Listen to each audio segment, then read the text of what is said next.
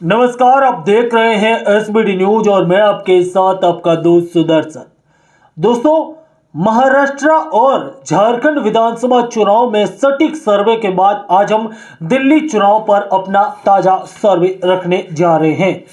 जैसा कि आप सभी जानते हैं कि महाराष्ट्र में हमारा सर्वे 210 सीटों का था और एनडीए 230 सीटें लेकर आया, यानी कि करीब करीब हमारा सर्वे बिल्कुल सटीक बैठा। तो हरियाणा में भी हमने भाजपा को 45 से 50 सीटें बताई थी, जो किसी भी राष्ट्रीय न्यूज चैनल, चाहे महाराष्ट्र हो चाहे झारखंड हो, चार में से दो राज्यों में बिल्कुल सटीक सर्वे। जम्मू में हमने नेशनल कॉन्फ्रेंस बताया था, हालांकि हमारा आंकड़ा थोड़ा सा कम था, लेकिन नेशनल कॉन्फ्रेंस उससे अधिक सीटें जीती। जबकि झारखंड में हमारा सर्वे बिल्कुल फेल साबित हुआ, यह हम भी मानते हैं। लेकिन जो चुनाव है उसमें सटीक आकलन, सटीक विश्लेषण करना काफी जरूरी और अहम हो जाता है। इसी के चलते हम आपके सामने लेकर हाजिर हो चुके हैं सभी सीटों का ताजा सर्वे। दिल्ली चुनाव में अब एक महीने के आसपास का समय है, क्योंकि जनवरी के अंतिम सप्ताह में चुनाव हो सकते हैं।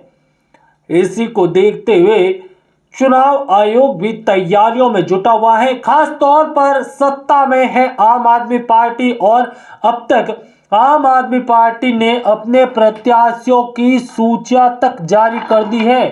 सभी 70 विधानसभा सीटों पर आम आदमी पार्टी ने अपने प्रत्याशियों की सूची जारी करके ऐलान कर दिया है कि दिल्ली विधानसभा चुनाव में उनका प्रभाव काफी अधिक होने वाला है।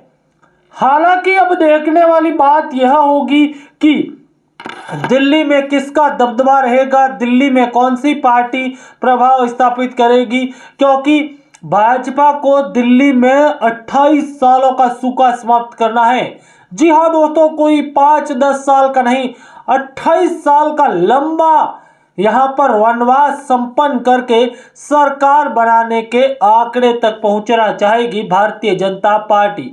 तो वहीं कांग्रेस के लिए चुनौती होगा पिछले 10-12 साल का वनवास। शीला दीक्षित यहां पर लगातार 3 बार मुख्यमंत्री रही, लेकिन जब उन्होंने अपनी सीएम की गद्दी अरविंद केजरीवाल को हैंडओवर की, यानी कि जब चुनाव हुए उस दौरान आम आदमी पार्टी की सरकार बनी, शीला दीक्षित को सीएम पद छोड़ना पड़ा। उसके बाद से कांग्रेस की दुर्गति ऐसी शुरू हुई कि शून्य का आंकड़ा तक दिल्ली में आम आदमी पार्टी को अब तक नसीब हो रहा है। 5 चुनाव हो गए, लोकसभा और विधानसभा को मिलाकर खाता तक नहीं खोल पाई आम आदमी पार्टी।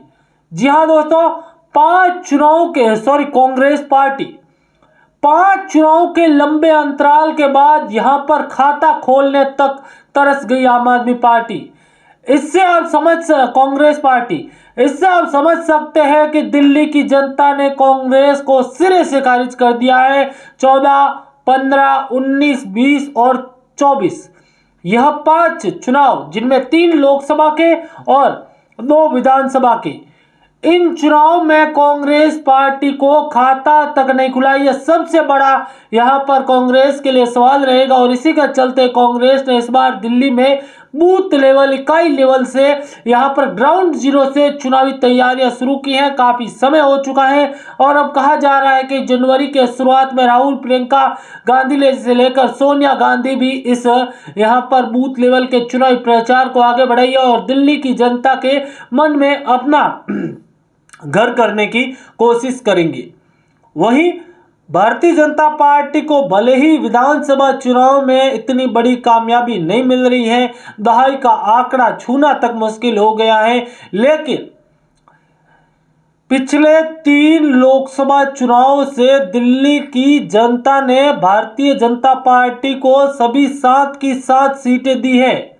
चाहे 14 का चुनाव हो, चाहे 19 का चुनाव हो, 20 का चुनाव जहां भारतीय जनता पार्टी का ग्राफ ऊपर से लेकर नीचे आ गया, लेकिन दिल्ली की जनता ने भारतीय जनता पार्टी का साथ नहीं छोड़ा, 7 की 7 सीटें दी। अब हमारा सर्वे हमारे सर्वे के अनुसार इस बार दिल्ली में भारतीय जनता पार्टी लगभग 45 सीटों के आसपास जीतने की संभावना है। 35 से 45 सीटें। एग्जैक्ट अभी हमारा सर्वे है वो 38 सीटों के आसपास का है, जबकि आम आदमी पार्टी को 20 से 22 सीटें मिलने का आकलन अभी का है। कांग्रेस 1 से 3 सीट तक जीत सकती है अभी के ताजा सर्वे में। दोस्तों जुड़े रहे हमारे साथ ऐसी वीडियो के लिए। धन्यवाद। जय हिंद, वंदे मातरम।